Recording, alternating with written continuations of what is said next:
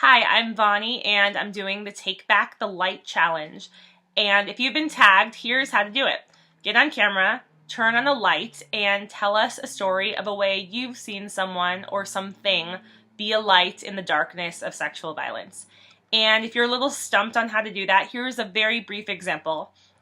I saw someone being aggressive towards a woman at a bar, and I watched a stranger step in and tell that person to stop. And that made a difference. This can absolutely be that simple. It could be any story that you have to tell. So here's my contribution. I'm turning on this light for my friend Andrew.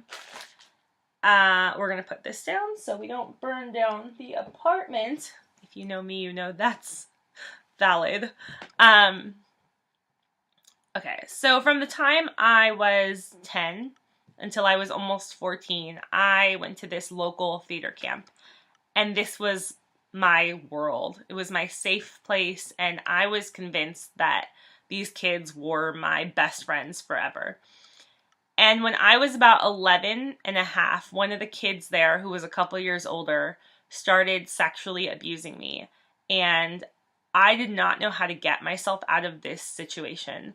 So I didn't report it for a while, and then when I came forward, there was this long, drawn-out thing where the director antagonized me, and it got very ugly. So just to make that very long story short, one day, she pulls us into a circle, all of the kids and teens in the group, and she interrogates each person and says, "Did you see him molesting Bonnie?"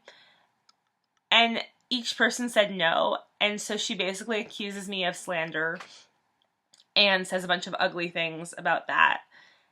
And I'm just left alone. Nobody will look at me. Nobody will come within 5 feet of me. I am sitting there regretting coming forward, not knowing what I did wrong.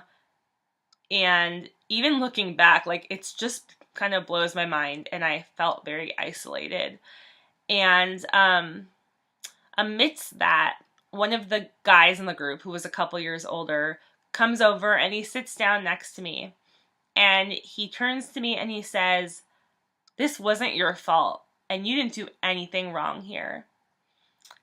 And he's the only one who said anything throughout actually several weeks of all this happening and all these interrogations and whatnot. Like, literally no other person stepped in. And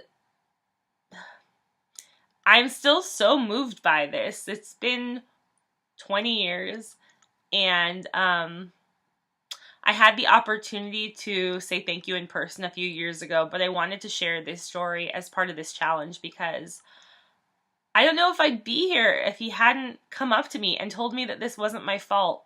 Nobody had said that to me, and nobody said it again for several years after that. And the impact that one person can have by one little act of compassion and bravery is huge, and I'm so thankful for that. And that's why this challenge is important. You may not be a cop or a judge or someone in uniform with power, but you have the power to say something to somebody who is sitting in silence and isolation. And that is so many people. I promise you know somebody who needs to hear you speak. This cannot just be the survivors.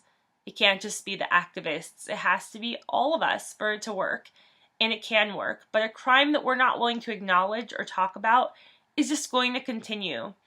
So I hope you will get on camera and tell a story about a way you've seen someone be a light in the darkness of sexual violence, because we can make this brighter together. And I look forward to hearing what you have to say. Thanks, guys.